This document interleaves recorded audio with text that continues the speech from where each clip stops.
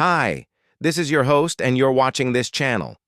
Every once in a while, someone will ask us, why do you talk about evolution so much? And to that, I have two responses. One, because it's fascinating to learn how life on Earth has changed over time and why we keep finding new ways to kill it. But today, I want to talk about flight. It seems like such a monumental evolutionary leap, not just for animals, but really for any object to get off the ground and fly. It seems like it would require some massive change in physics or something. So how did it happen? Well, that's what we're going to be answering in today's episode. How does one become airborne? Some animals got there by evolving wings and feathers and becoming birds. But how did they get those? They didn't just wake up one morning and suddenly have feathers.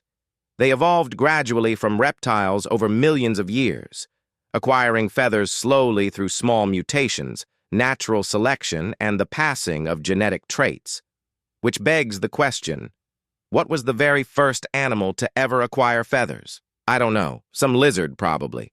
Wait, no, I'm sorry. We actually do know what some of these early feathered ancestors were because we've found their fossils.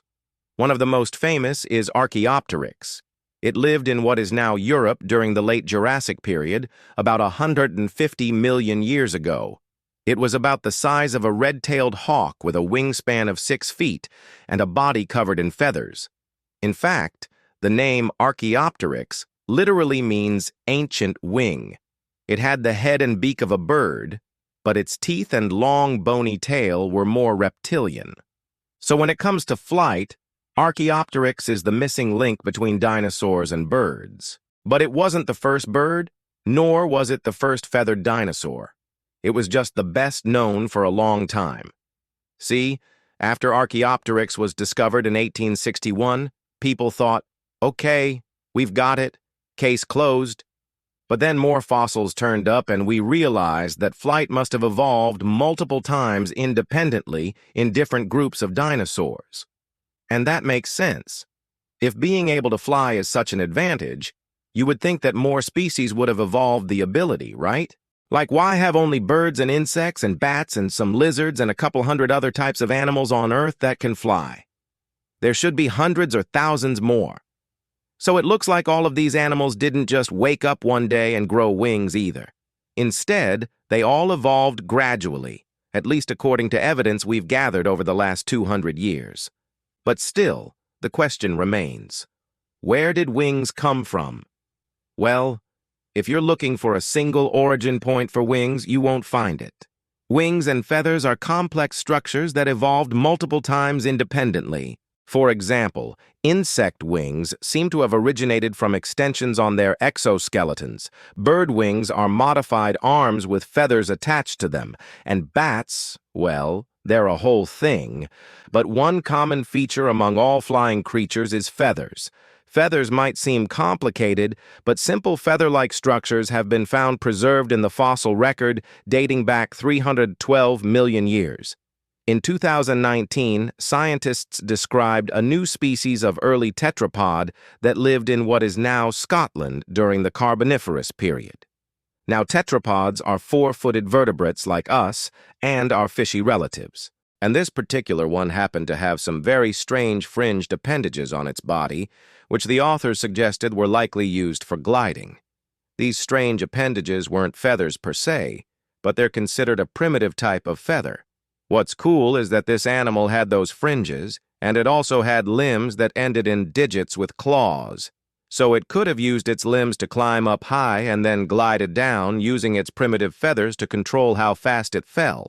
In 2022, though, a different group of researchers proposed that these supposed feathers were actually just modified scales. They argued that there's no reason to think this animal was any more closely related to birds than any other tetrapod. It was just an ordinary weird amphibian that happened to have some weird fleshy feathers. That's kind of a bummer, isn't it? It's like we were so close to figuring out where feathers came from. Maybe it's better. This is science, after all. New evidence comes along and we reassess what we thought we knew. That's how science works. And maybe we're closer to understanding feathers than we realize. Feathers aren't unique to birds. You can find similar structures on certain kinds of dinosaurs, like Microraptor, a four-winged dino from China. It was about the size of a crow and had feathers on its arms, legs, tail, and even its head. It's one of the most popular animals to use for recreating Dinosaur National Monument's iconic petrified palm wood. When you see a photo of a guy holding up a palm wood slice that has a tiny dino skeleton inside, that's probably a Microraptor. And in 2020, scientists proposed that feathers might have evolved to help animals regulate their body temperature, not necessarily to help them fly. You see, feathers are made of keratin, the same substance that makes up our hair and nails and the shells of birds' eggs.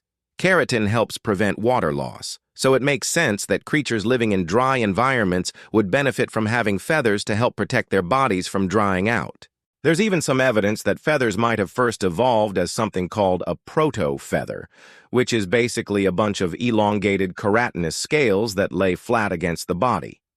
This is different from modern feathers, which are hollow and fluffy, but it's more similar to the bristles on a brush or the porcupine quills that you'd see on an old-timey toothbrush, and this structure would have been great for preventing water loss.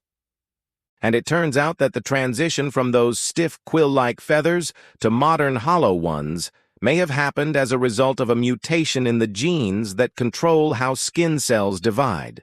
In 2022, researchers found a gene called FOXC2 that seemed to be responsible for the development of stiff feathers in dinosaurs. Meanwhile, birds have a mutation in that gene that prevents stiff feathers from forming. So maybe that mutation helped birds evolve softer, fluffier feathers that trap air and provide insulation.